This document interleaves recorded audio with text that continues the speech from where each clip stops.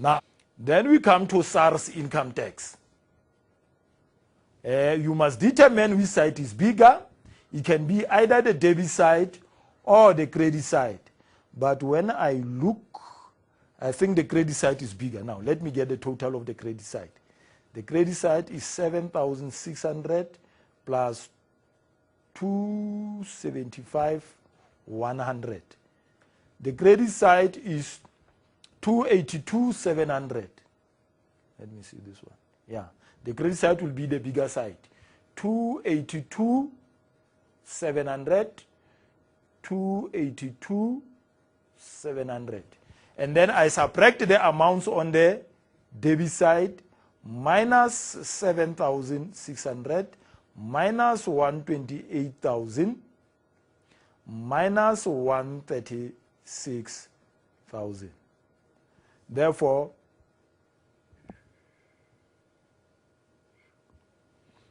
the balance carried down. I'm sorry about this. I need another line here, but unfortunately I do not have. Our balance carried down would be 11,100, and our balance brought down on March 1. Balance brought down would be 11,100.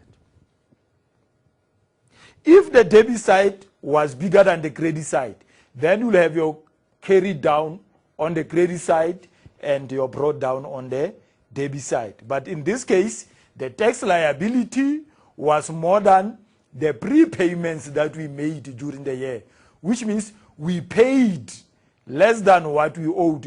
We paid less than what we owed.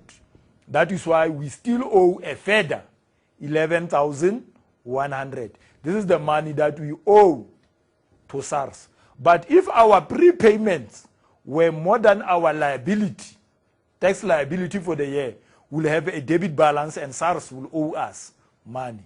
Now we owe SARS.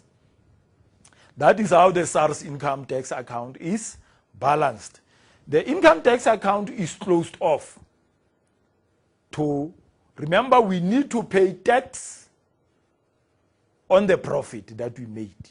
Therefore, the payment of income tax is an appropriation of the profit. Therefore, the income tax account would be closed off to the appropriation. The income tax account will be closed off to the appropriation account. Appropriation 275,100.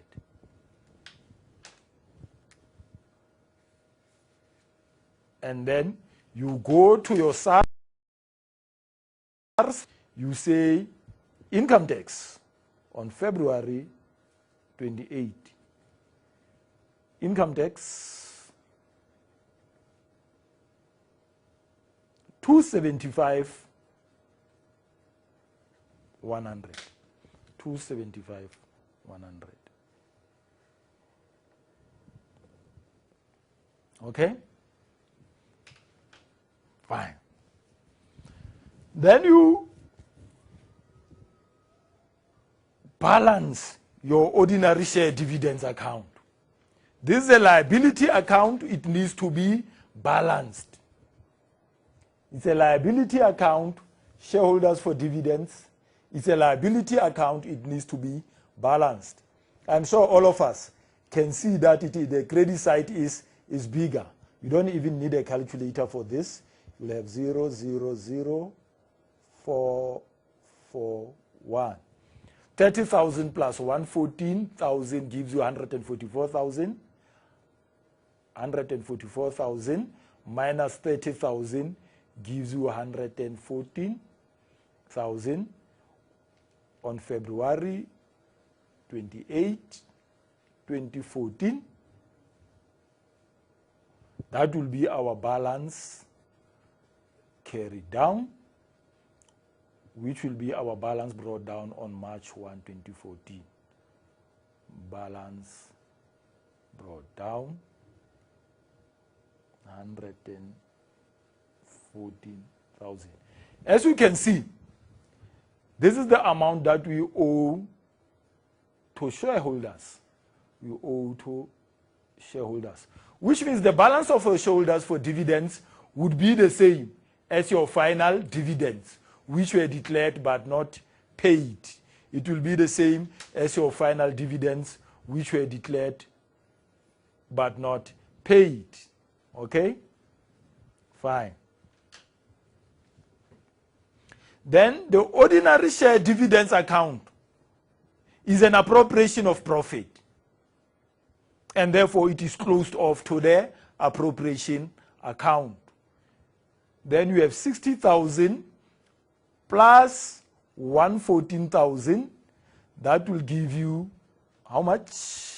174,000. Is that right? Yes. 60,000 plus 114,000 gives you 174,000. 174,000. All the total amount is closed off to the appropriation account. 174,000. 174. This is the total dividend. This is your interim, and this is your final.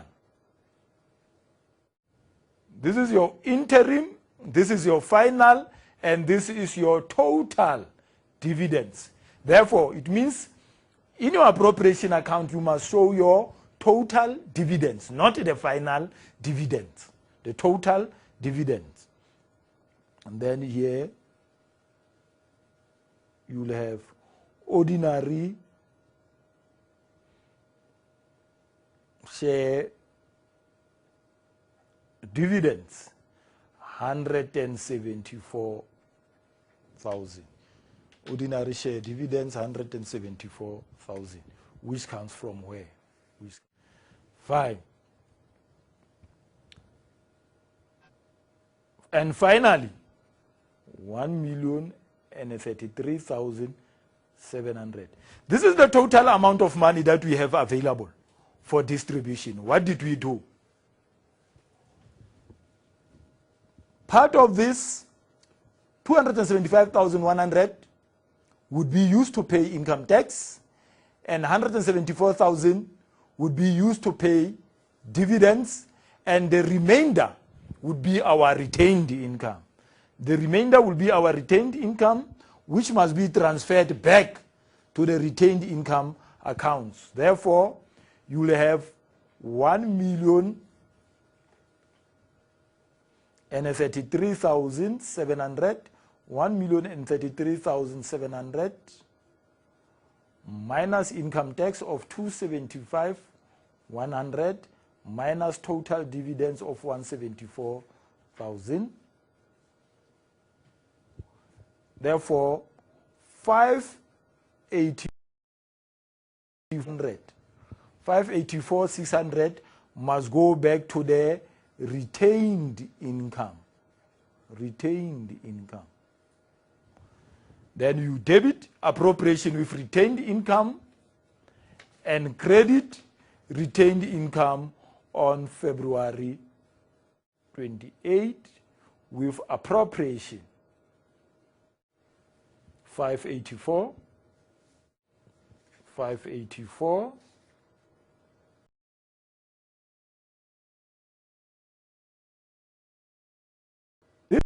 This was the minimum balance from this to pay back the shares, and the difference was transferred to the appropriation account at the end of the year. The remainder from the appropriation, the amount that remains at the end of the year appropriation account is transferred back to the retained. And you are done. And that is how easy this topic is. The trick here is to be able to know the rules of debiting and crediting, that owner's equity accounts and liabilities increase on the debit side, on the credit side, and decrease on the debit side. And also, you need to be able to calculate the average share price, as well as to be able to, when calculating the interim dividends, and the final dividends that you must use. You must use the number of shares in issue on that date. That is where most of you get it wrong. When we buy back the shares, you use the average share price by calculating it using the number of shares in issue on that date. When you calculate the dividend, you use the number of shares issued on that date. But sometimes they'll tell you whether all the shares qualify to participate in the distribution or not. But in this case, to participate. Now, the second part of the question, or this is another way on which the question may be asked. They may say, show how the following notes will appear in the financial statements at the end of the year. Show how the following notes will appear in the financial statements at the end of the year.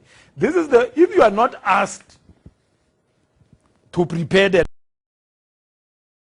information, and you may be requested to show how that information will be reflected at the end of the year in the financial statements. We are still going to use this information in accounts in the form of notes. Right, let's see how we do that. Let's start with the ordinary share capital. We were told here that the company has 500 shares authorized, right? We were told that it has 500,000 shares authorized. And there we are, 500 ordinary shares authorized. You don't have to have any amount here. You don't need to record any amount there. Then the second thing that we must do, issued share capital. Ordinary shares in issue at the beginning of the year. We said at the beginning of the year how many shares were in issue? We said 350,000. 350,000 shares were in issue, and then the total of those shares was how much? 1,050,000. 1,050,000, right? They were issued at what price? I calculated that for you at the beginning.